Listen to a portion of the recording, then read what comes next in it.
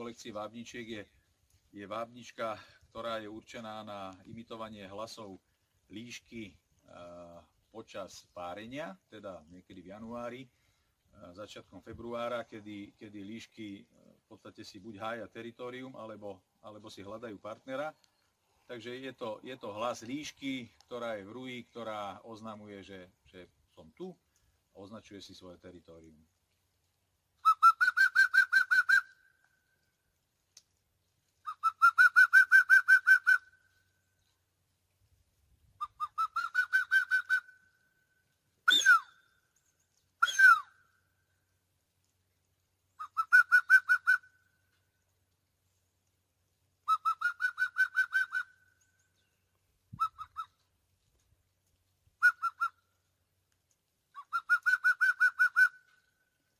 Ale túto vábničku budeme používať až